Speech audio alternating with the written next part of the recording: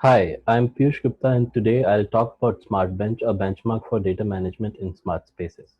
IoT area is growing at a very rapid pace with more than 25 billion connected devices continuously generating data.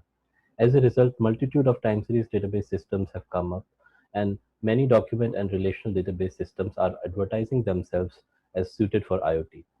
However, IoT data management is not just about managing time series data and is a much more complex task.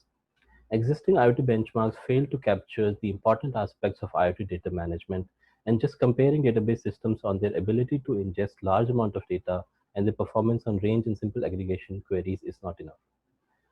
SmartBench aims to provide holistic comparison that can help developers pick the right database system. In an IoT system, people and spaces interact and generate events. These events are captured by sensors, which in turn generate observations. This raw sensor data can be used to answer simple queries like finding faulty sensors, generate daily reports, finding anomalies. The raw sensor data is then enriched to generate meaningful semantic observations using enrichment functions. For example, generating presence and occupancy information from Wi-Fi connectivity data. These functions can vary from simple translation codes to complex machine learning functions. Applications are typically built on top of this semantic data, and therefore IoT system needs to support complex analytical queries such as contact tracing, occupancy analysis, and more. There are a lot of benchmarks available today, but all fail to capture important aspects of IoT data management. Widely used benchmarks such as TPCH focus mostly on traditional data management scenarios. Stream benchmarks like Chronos mostly focus on continuous queries. Big data benchmarks compare systems on their ability to process and query large amount of heterogeneous data. And finally, IoT-based benchmarks such as TPCX IoT measure ingestion rate and query performance on point and range queries on recent sensor data. SmartBench, on the other hand, is derived from a deployed smart building monitoring system, and it is comprised of an extensible schema that captures the fundamentals of an IoT smart space.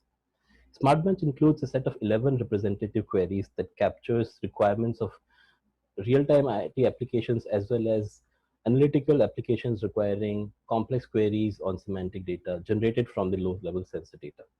In addition, SmartBench also includes mixed query workloads and continuous queries. SmartBench also comes with a data generation tool that can generate large amounts of synthetic sensor and semantic data based on a seed data collected from a real system. SmartBench compares database systems across different database technologies with different model mappings. SmartBench's data model consists of three interrelated layers. Device layer consists of sensors and actuators. Sensors can be either physical or virtual. Virtual sensors are functions that take data from other sensors to generate semantic observations. Each sensor has a coverage associated with it which corresponds to the spatial region in which the sensor can capture observations. Domain layer models the entities in a smart space such as locations and people. Domain entities have associated attributes that can be observed through a physical or virtual sensor. These attributes are mapped to sensors using a function called inverse coverage.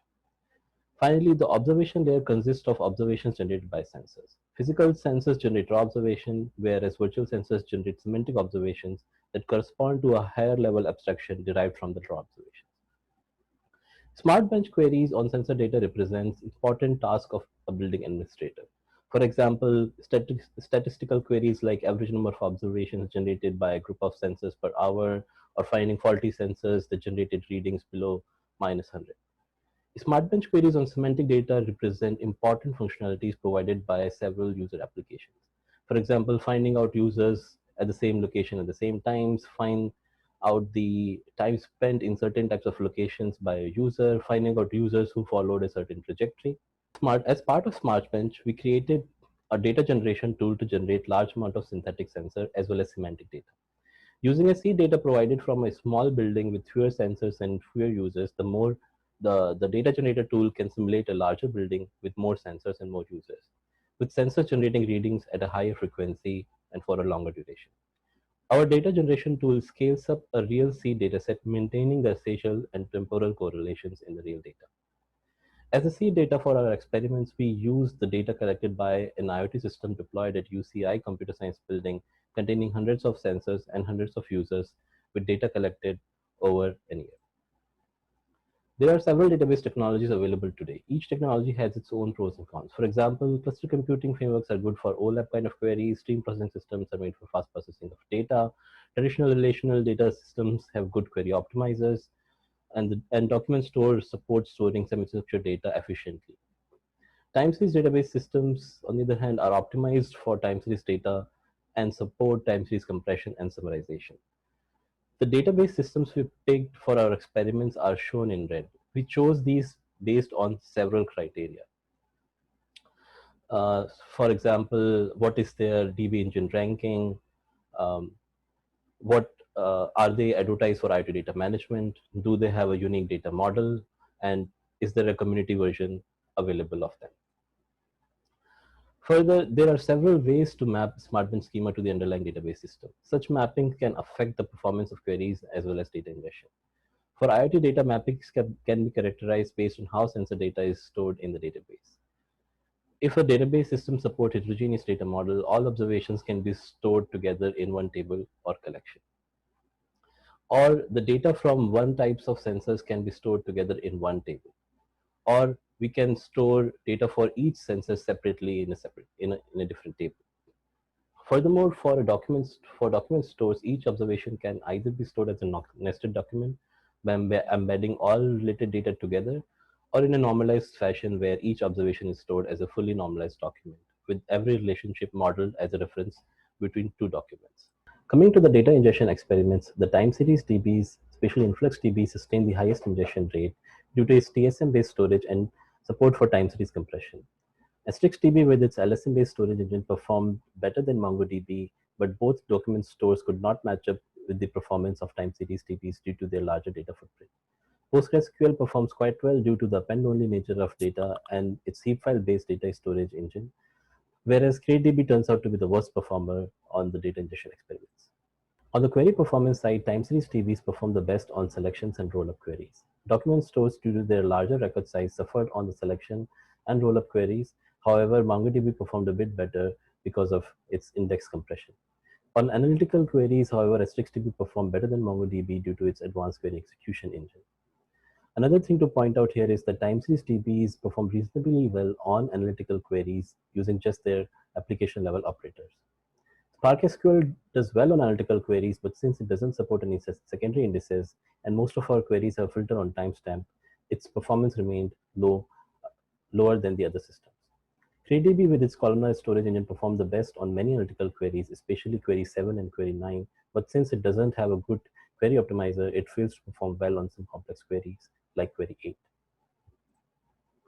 We also explored effect of varying time ranges in queries on performance. Time series DBs and CreateDB continue to outperform other systems on query 6, although their runtimes increase with the time range. Spark SQL performance was not affected because it does not support any secondary indices. The relative performance of document stores gets much worse with increased selectivity due to the comparatively larger record sizes. We compared efficiency of application layer joins for larger time ranges, and it can be seen that application level joins quickly became inefficient. We did scale-out experiments to see how good each database system scales with addition of more nodes. StrixDB seems to scale the best with its query performance taking over other database systems for larger number of nodes. Spark SQL also scales well, but its performance remains low as it lacks secondary indices. GridDB fails to scale well on analytical queries due to application-level operators, which are very limited in performance. CreateDB also scales pretty well, but again, for some queries like query 8, it performs bad because of a simpler query optimizer. MongoDB does not scale well on some complex queries because of its scatter-gather-based distributed query engine. As mentioned earlier, enrichment is an essential part of IoT-based systems. We measured ingestion rate sustained by database systems with virtual sensors enriching data as soon as it arrives. Enrichment quickly became a bottleneck for all database systems with almost all of the time spent in enrichment. Further, in most IoT systems, as they need to answer queries as the data is continuously being ingested, we performed an experiment to measure the average query latency of queries while the data ingestion is going on. We can see that for all database systems, the latency increased as more and more data got ingested, but the increase in latency for time series-based database systems was much less compared to other systems. The key takeaway from our experiments is that one size does not fit all, and no one database systems by itself can solve all IoT data management challenges. Therefore, a polystore-based data management solution is needed that can combine the power of multiple database technologies. Further, in the mixed workload experiments, we saw that enrichment becomes a bottleneck for data ingestion. Therefore, we need some sort of data processing systems which selectively enriches data based on the past query workload. The extended version of the paper with more results and code is available at this link.